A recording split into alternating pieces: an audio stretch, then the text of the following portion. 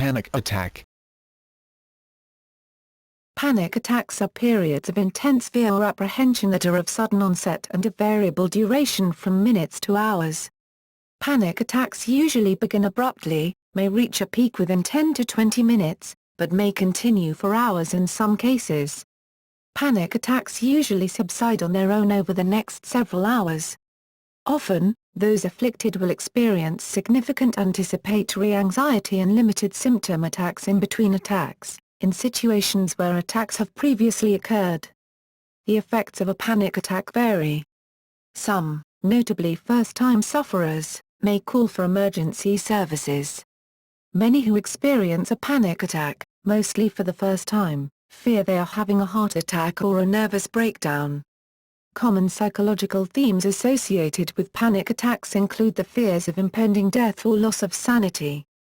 Depersonalisation is relatively common. Panic attacks are of acute onset, although acute debilitation, generally severe, may be followed by a period of residually impaired psychological functioning. Experiencing a panic attack has been said to be one of the most intensely frightening, upsetting, and uncomfortable experiences of a person's life and may take days to initially recover from. Repeated panic attacks are considered a symptom of panic disorder. Screening tools such as the Panic Disorder Severity Scale can be used to detect possible cases of disorder, and suggest the need for a formal diagnostic assessment. Description: Sufferers of panic attacks often report a fear of dying or heart attack, flashing vision, faintness or nausea, numbness throughout the body, heavy breathing and hyperventilation, or loss of bodily control. Some people also suffer from tunnel vision, mostly due to blood flow leaving the head to more critical parts of the body in defense. These feelings may provoke a strong urge to escape or flee the place where the attack began, a consequence of this sympathetic fight or flight response in which the hormone causing this response is released in significant amounts. This response floods the body with hormones, particularly epinephrine, adrenaline, that aid it in defending against harm. A panic attack is a response of the sympathetic nervous system, SNS. The most common symptoms may include trembling, dyspnea, shortness of breath, heart palpitations, chest pain, or chest tightness, hot flashes, cold flashes, burning sensations, particularly in the facial or neck area, sweating, nausea, dizziness, or slight vertigo, lightheadedness, hyperventilation, paresthesias, tingling sensations, sensations of choking or smothering, difficulty moving and derealization. These physical symptoms are interpreted with alarm in people prone to panic attacks. This results in increased anxiety, and forms a positive feedback loop. Often, the onset of shortness of breath and chest pain are the predominant symptoms. The sufferer incorrectly appraises this as a sign or symptom of a heart attack. This can result in the person experiencing a panic attack seeking treatment in an emergency room.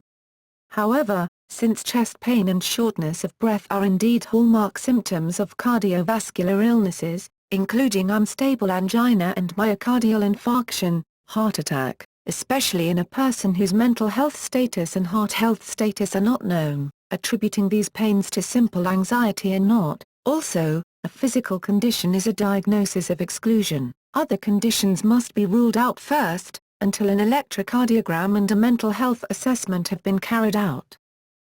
Panic attacks are distinguished from other forms of anxiety by their intensity and their sudden, episodic nature. They are often experienced in conjunction with anxiety disorders and other psychological conditions, although panic attacks are not necessarily indicative of a mental disorder. Signs and symptoms. Diagnostic criteria. DSM-5 diagnostic criteria for panic attack, a discrete period of intense fear or discomfort, in which 4, or more, of the following symptoms developed abruptly and reached a peak within minutes. In DSM-5, culture-specific symptoms, for example, tinnitus, neck soreness, headache, and uncontrollable screaming or crying, may be seen. Such symptoms should not count as one of the 4 required symptoms. Part or all of these symptoms can be found in the presence of a pheochromocytoma. Causes. Long-term, predisposing causes, heredity. Panic disorder has been found to run in families, and this may mean that inheritance plays a strong role in determining who will get it. However, many people who have no family history of the disorder develop it. The onset of panic disorder usually occurs in early adulthood, although it may appear at any age. It occurs more frequently in women and often in people with above-average intelligence. Various twin studies where one identical twin has an anxiety disorder have reported an incidence ranging from 31 to 88% of the other twin also having an anxiety disorder diagnosis. Environmental factors such as an overly cautious view of the world expressed by parents and cumulative stress over time have been found to be correlated with panic attacks. Biological causes, obsessive-compulsive disorder, post-traumatic stress disorder, hypoglycemia, hyperthyroidism, Wilson's disease, mitral valve prolapse, pheochromocytoma, and inner ear disturbances, labyrinthitis. Parasitic infection can cause psychiatric symptoms, phobias. People will often experience panic attacks as a direct result of exposure to a phobic object or situation. Short-term triggering causes, significant personal loss, including an emotional attachment to a romantic partner, life transitions, significant life change and, as seen below, stimulants such as caffeine or nicotine, can act as triggers. Maintaining causes, avoidance of panic-provoking situations or environments, anxious negative self-talk, what-if thinking, mistaken beliefs. These symptoms are harmful and/or dangerous. Withheld feelings, lack of assertiveness. A growing body of evidence supports the idea that those who suffer from panic attacks engage in a passive style of communication or interactions with others. This communication style, while polite and respectful, is also characteristically unassertive. This unassertive way of communicating seems to contribute to panic attacks while being frequently present in those that are afflicted with panic attacks.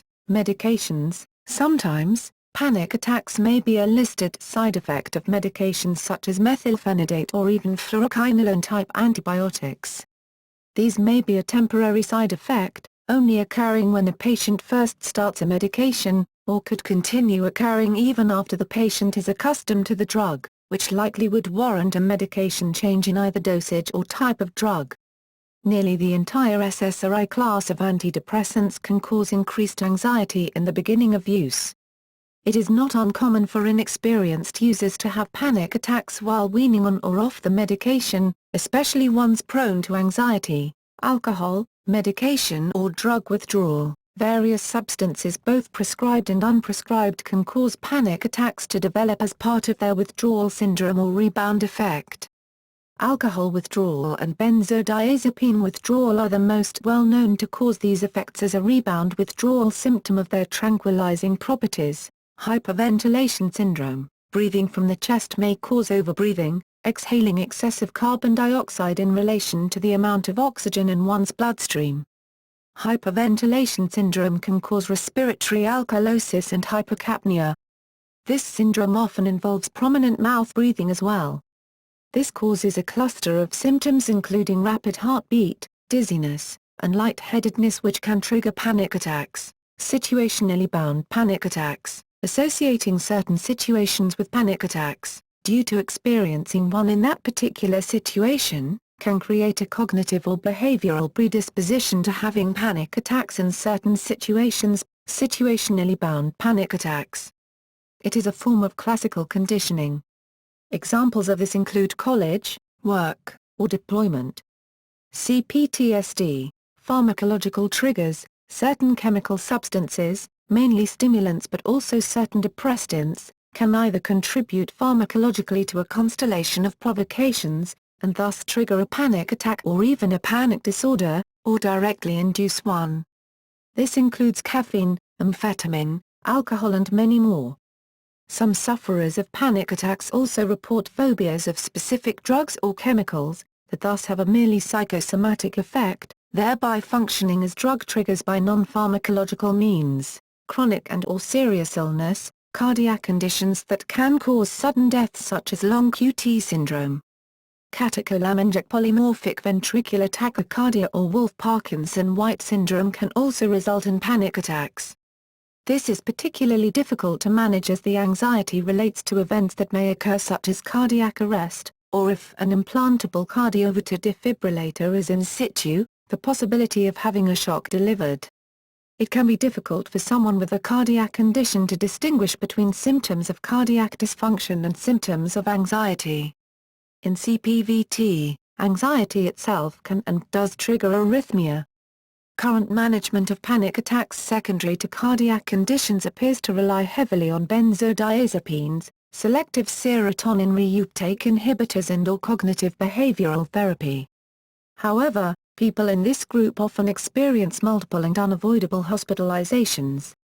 In people with these types of diagnoses, it can be difficult to differentiate between symptoms of a panic attack versus cardiac symptoms without an electrocardiogram. Pathophysiology. While the various symptoms of a panic attack may cause the person to feel that their body is failing, it is in fact protecting itself from harm. The various symptoms of a panic attack can be understood as follows. First, there is frequently, but not always, the sudden onset of fear with little provoking stimulus. This leads to a release of adrenaline, epinephrine, which brings about the so-called fight or flight response wherein the person's body prepares for strenuous physical activity. This leads to an increased heart rate, tachycardia, rapid breathing, hyperventilation, which may be perceived as shortness of breath, dyspnea, and sweating, which increases grip and aids heat loss. Because strenuous activity rarely ensues, the hyperventilation leads to a drop in carbon dioxide levels in the lungs and then in the blood. This leads to shifts in blood pH, respiratory alkalosis or hypercapnia, which in turn can lead to many other symptoms, such as tingling or numbness, dizziness, burning and lightheadedness. Moreover, the release of adrenaline during a panic attack causes vasoconstriction resulting in slightly less blood flow to the head which causes dizziness and lightheadedness. A panic attack can cause blood sugar to be drawn away from the brain and towards the major muscles. It is also possible for the person experiencing such an attack to feel as though they are unable to catch their breath, and they begin to take deeper breaths, which also acts to decrease carbon dioxide levels in the blood. Classification. Agoraphobia. Agoraphobia is an anxiety disorder which primarily consists of the fear of experiencing a difficult or embarrassing situation from which the sufferer cannot escape. Panic attacks are commonly linked to agoraphobia and the fear of not being able to escape a bad situation. As the result, severe sufferers of agoraphobia may become confined to their homes, experiencing difficulty traveling from this safe place. The word agoraphobia is an English adoption of the Greek words agora, agora, and phobos, phobos. The term agora refers to the place where ancient Greeks used to gather and talk about issues of the city, so it basically applies to any or all public places. However, the essence of agoraphobia is a fear of panic attacks, especially if they occur in public, as the victim may feel like he or she has no escape. In the case of agoraphobia caused by social phobia or social anxiety, sufferers may be very embarrassed by having a panic attack publicly in the first place. This translation is the reason for the common misconception that agoraphobia is a fear of open spaces, and is not clinically accurate. Agoraphobia, as described in this manner, is actually a symptom professionals check for when making a diagnosis of panic disorder. Other syndromes like obsessive-compulsive disorder or post-traumatic stress disorder and social anxiety disorder can also cause agoraphobia. Basically, any irrational fear that keeps one from going outside can cause the syndrome. People who have had a panic attack in certain situations may develop irrational fears, called phobias, of these situations and begin to avoid them. Eventually, the pattern of avoidance and level of anxiety about another attack may reach the point where individuals with panic disorder are unable to drive or even step out of the house. At this stage, the person is said to have panic disorder with agoraphobia. This can be one of the most harmful side effects of panic disorder as it can prevent sufferers from seeking treatment in the first place. Panic disorder. People who have repeated, persistent attacks or feel severe anxiety about having another attack are said to have panic disorder. Panic disorder is strikingly different from other types of anxiety disorders in that panic attacks are often sudden and unprovoked. However, panic attacks experienced by those with panic disorder may also be linked to or heightened by certain places or situations, making daily life difficult. Treatment. Panic disorder can be effectively treated with a variety of interventions including psychological therapies and medication, with the evidence that cognitive behavioral therapy has the longest duration of effect, followed by specific selective serotonin reuptake inhibitors. However, subsequent research by Barbara Milrod and her colleagues has shown that psychoanalytic psychotherapy is equally effective in relieving panic attacks as behavioral approaches and has fewer relapses. A psychoanalytic approach that identifies actual but dissociated causes of panic reactions may lead to rapid disappearance of symptoms. The term anxiolytic has become nearly synonymous with the benzodiazepines because these compounds have been for almost 40 years the drugs of choice for stress-related anxiety. Low doses of complete agonist benzodiazepines alleviate anxiety, agitation, and fear by their actions on receptors located in the amygdala, orbitofrontal cortex, and insula. Administration of benzodiazepines during a panic attack may result in complete relief from symptoms in as little as 10 or 15 minutes. Benzodiazepines do not treat the source of the underlying fear but rather offer rapid onset relief from the immediate symptoms. Breathing exercises. In the great majority of cases, hyperventilation is involved, exacerbating the effects of the panic attack. Deliberate deep breathing exercises help to rebalance the oxygen and CO2 levels in the blood. David D. Burns recommends breathing exercises for those suffering from anxiety. One such breathing exercise is a 5-2-5 count. Using the stomach, or diaphragm, and not the chest, you inhale, feel your stomach come out, as opposed to your chest expanding, for 5 seconds. As you reach the maximal point at inhalation, hold your breath for 2 seconds. Then slowly exhale, over 5 seconds. Repeat the cycle twice, and then breathe normally for 5 cycles. 1 cycle equals 1 inhale plus 1 exhale. The point is to focus on the breathing, and relax the heart rate. Regular diaphragmatic breathing may also be achieved by extending the out-breath either by counting or even humming. Although breathing into a paper bag was a common traditional recommendation for attempting short-term treatment of the symptoms of an acute panic attack, it has more recently been criticized as inferior to measured breathing, even potentially worsening the panic attack, and possibly reducing needed blood oxygen. While the paper bag technique increases needed carbon dioxide and so reduces symptoms, it may at the same time excessively lower oxygen levels in the bloodstream. To make matters worse, several studies now show a link between panic attacks and the abrupt increase in CO2 from the paper bag method, so that use of the paper bag method itself may worsen feelings of panic in patients who might otherwise use measured breathing techniques with success. Psychotherapies. According to the American Psychological Association, most specialists agree that a combination of cognitive and behavioral therapies are the best treatment for panic disorder. Medication might also be appropriate in some cases. The first part of therapy is largely informational. Many people are greatly helped by simply understanding exactly what panic disorder is, and how many others suffer from it. Many people who suffer from panic disorder are worried that their panic attacks mean they are going crazy or that the panic might induce a heart attack. Cognitive restructuring helps people replace those thoughts with more realistic, positive ways of viewing the attacks.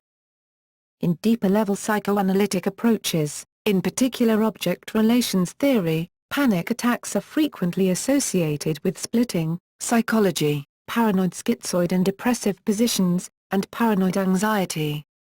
They are often found comorbid with borderline personality disorder and child sexual abuse. Paranoid anxiety may reach the level of a persecutory anxiety state. Meditation may also be helpful in the treatment of panic disorders. Dietary changes. Caffeine may cause or exacerbate panic anxiety. Anxiety can temporarily increase during withdrawal from caffeine and other various drugs. Prognosis. Limited symptom attack. Many people being treated for panic attacks begin to experience limited symptom attacks. These panic attacks are less comprehensive, with fewer than 4 bodily symptoms being experienced. It is not unusual to experience only 1 or 2 symptoms at a time, such as vibrations in their legs, or shortness of breath, or an intense wave of heat traveling up their bodies which is not similar to hot flashes due to estrogen shortage. Some symptoms, such as vibrations in the legs, are sufficiently different from any normal sensation that they clearly indicate panic disorder. Other symptoms on the list can occur in people who may or may not have panic disorder. Panic disorder does not require 4 or more symptoms to all be present at the same time. Causeless panic and racing heartbeat are sufficient to indicate a panic attack.